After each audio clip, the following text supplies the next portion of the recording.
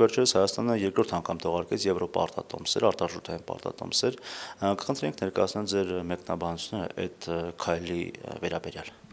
Ընդհանրապես արտարժութային պարտատոմսերի տեղաբաշխումը համարվում է միջազգային ֆինանսական շուկայում կարևորագույն գործիքներից, սակայն դրա համար անհրաժեշտ է նախ հիմքերը ձևավորել այն սպասումով, որ երկրորդ տեղաբաշխումը պետք է առավել նպաստավոր վիճակ ստեղծի տնտեսության զարգացման տեսակետից։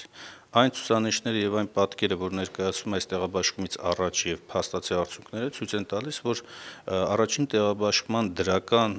ակնկալիքները կամ արդյունքները չեն ստացվել եւ հետեւաբար կարծում եմ շտապել պետք չէր երկրորդ տեղաբաշխումը իրականացնելու։ Մասնավորապես խնդիրը հետեւյալն է. առաջին տեղաբաշխման ժամանակ նպատակ էր դրված նախ ապահովել Հայաստանի միջազգային վարկանշավորումը, որը հնարավորություն պետք է տար նաեւ մասնավոր սեկտորին օգտվել այդ վարկանշավորումից եւ իրենք էլ իրականացնեին, մասնավոր սեկտորն էլ իրականացներ արժեթղթերի տեղաբաշխում։ Երկրորդ նպատակադրումը դրված էր, որ պետք է տոկոսադրույքների անկում արձանագրվի Հայաստանի ներքին տնտեսության մեջ, ինչը նույնպես փաստորեն տեղի չունեցավ։ Երրորդ նպատակադրումը այն էր, որ իրականացնել արտաքին պարտքի ռեստրուկտուրիզացիա, վերակառուցում այն տրամաբանությամբ, որ աստիճանաբար կոշտ վարկային միջոցներից անցում կատարվի առավել ճկուն արժեթղթերի միջոցների ներգրավման մեխանիզմի։ Փաստորեն այս երեք հիմնական արդյունքներից ոչ մեկը մենք պետք է ասենք, որ երկրորդ տեղաբաշխմանը նախընթաց ժամանակահատվածում չէր ձեռք բերվել։ Հետեւաբար շտապել տեղաբաշխում իրականացնել, կարծում եմ, վաղաժամ է կայացված եղել որոշումը, առավել եւս երբ երկրորդ տեղաբաշխման ժամանակ Հայաստանը գտնվում էր այնպիսի վիճակում, երբ նրա նկատմամբ կար ռիսկային բարձր գնահատումներ եւ ակնհայտ էր, որ միջազգային ներդրողները այս դեպքում պետք է առավել բարձր տոկոսադրույք ակնկալեին։ Սա Հայաստանի ներգրաված թերևս ամենաթանկ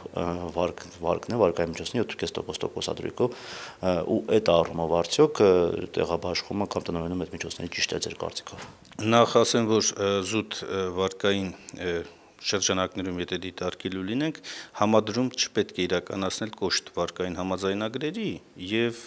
արժեթղթերով միջոցների ներգրավման միջեւ։ Սակայն եթե ելքային արդյունքը պետք է լիներ այն, որ պետք է մարվեր նախորդ տեղաբաշխվածը, սրանք նույնականանում են իրար հետ։ Այդ տեսակետից ակնհայտ է, որ ճիշտ որոշում չի կայացվել։ Մասնավորապես 200 միլիոն հետգնման նպատակով իրացնել նշանակում է ավելի թանկացնել արտաքին ռեսուրսը մի կողմից, մյուս կողմից շուկայում պարզ է եւ ակնհայտ է, որ այնպես չի, թե Հայաստանի տնտեսությունից ակնկալիքները ավելի մեծացել են եւ պարզ է, որ 6.25% տոկոսադրույքը շուկայում կարող էր տատանում ունենալ բարձրացման տեսքով։ Այդ տեսակետից խնդիրը պետք է դրվեր ոչ թե մեր կառավարության կամ կենտրոնական բանկի վրա, այլ այն միջազգային խաղացողների, որոնք իրականացնել են տեղաբաշխում եւ պարտավոր են ամենօրյա գնանշում իրականացնել։ Այլ կերպ ասած, տեղաբաշխման խնդիրը եւ տեղաբաշխողի խնդիրը չպետք է Հայաստանի կառավարությունը եւ կենտրոնական բանկը վերցնի իր վրա։ Եվ երկրորդ կարևոր հանգամանքը կամ փաստը այն է, որ միջոցների տեղաբաշխումը այնուամենայնիվ մեր տնտեսության մեջ պետք է իրականացվի առավելագույնս